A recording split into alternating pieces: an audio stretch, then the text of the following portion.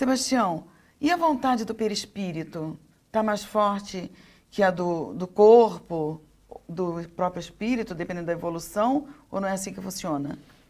Tecnicamente não é assim que funciona, porque Emmanuel, na obra Pão Nosso, na lição 158, ele fala do governo interno, ele fala que o próprio corpo, ele é passivo de orientação. Ele parece querer nos subtrair o poder de domínio. Então ele apresenta como uma vontade, como se tivesse mais força do que nós. Assim como o perispírito parece ter mais força do que a própria mente. Só aparência, faz pose, mas de fato não tem, porque ela que o criou. E por meio dele se expressa. Então ela tem autoridade sobre ele. Mas se eu não sei como conduzir a minha própria mente, aí o perispírito parece dominar, assim como o nosso corpo, na maioria das vezes é ele que nos conduz ao invés de o conduzirmos. Normalmente, quando falamos da mente como se ela fosse a vilã, a mente é passiva de orientação, é um campo neutro, ela obedece à vontade, que é a sua gerente. Mas se eu não tenho esse conhecimento, então eu não vou ter essa autonomia. Se eu não criei um vínculo através da minha conduta, da minha vivência com a minha própria vontade, que em realidade é o meu mentor, é só um nome que se dá, é o meu Cristo interno, é o eu superior, é o anjo da guarda, é tudo isso com vários nomes que nós chamamos de vontade. Mas quando eu desconheço que eu tenho poder sobre o corpo através do meu perispírito. O perispírito criou o corpo e o governa. E ao mesmo tempo, eu, o ser mental, tenho autoridade sobre o meu perispírito, porque eu o criei, porque o universo mental o cria e por meio dele se expressa. A própria mente é uma emanação da consciência. Então jamais ela terá mais poder do que a consciência, porque ela é uma fração dessa consciência. Então não tem como. Mas se a mente está desgovernada, parece que ela tem mais poder. Por isso é um desconhecimento. Só sabe mandar quem sabe fazer, como nós falamos. Se eu não conheço, eu não tenho como controlar, porque se eu conheço o corpo, ele se rende. Quando eu falo com autoridade do conhecimento e ao mesmo tempo de valores, simplesmente ele para ouvir. Agora, se eu quero dar uma ordem para um órgão, para um sistema, para isso ou para aquilo, e nem sei como funciona, como que ele vai me obedecer? Se eu chego numa empresa e quero lá ensinar o outro a montar o carro, se eu nem sei o que é carro, será que o funcionário vai obedecer? Eu falo, faça assim, e ele fala, esse cara não sabe nem o que é essa peça. Agora, se nós temos o conhecimento, é por isso que o conhecimento faz diferença no mediunismo. Pois se eu não tenho conhecimento, qualquer um vai chegando e assumindo o comando e falando que é uma entidade de fora, quando na realidade a maioria são de dentro. E mesmo que seja de fora, pode fazer uma devassa no meu próprio corpo físico, porque nós já vimos lesões físicas depois de manifestações. Ficar lesões gravíssimas e temos notícia de médios que desencarnaram no processo. Então, quando ignoramos o que estamos fazendo? Sim, eu mesmo já presenciei situações desse tipo.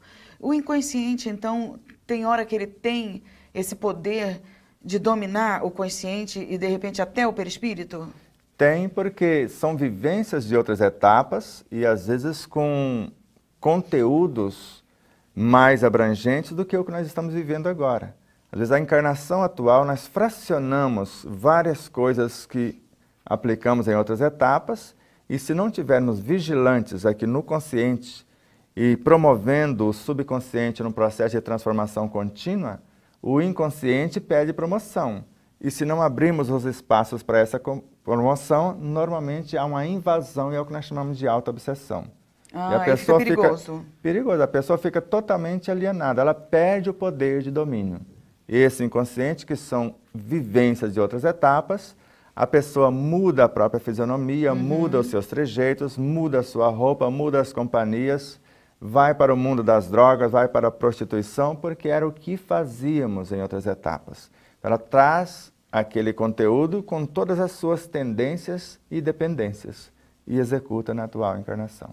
Sim, mas isso não quer dizer que pessoas que de repente ainda têm a doença do vício e de outros desregramentos esteja dominada pelo inconsciente. Quer dizer ou não? Às vezes sim e às vezes não. Vamos ver nesse quesito dois setores. Nós somos também invadidos pelo inconsciente coletivo. Normalmente, nesses casos, tem um misto dos dois. Há algo de meu e algo do que foi ofertado do consciente coletivo agora. Sim. Vamos supor que eu seja um pai viciado e a minha mãe, idem. Mas eu, espírito, não sou. Por mais que eu venha num ventre viciado, no meio vicioso, eu não desenvolvo o vício. Mas vamos supor que eu seja vicioso. Pai e mãe, não. Dependendo do que eles me ofertarem, eu saro dessa dependência, eu me curo na gestação, no processo antes do próprio nascimento. Mas normalmente o que nos ofertam os nossos pais, por ser quase que hipnotizados pela mídia, conteúdos desse inconsciente coletivo de dependências psicofísicas, químicas e etc. E nós vamos incorporando gradativamente essas realidades através das leituras, através do que vemos, através de alimentação.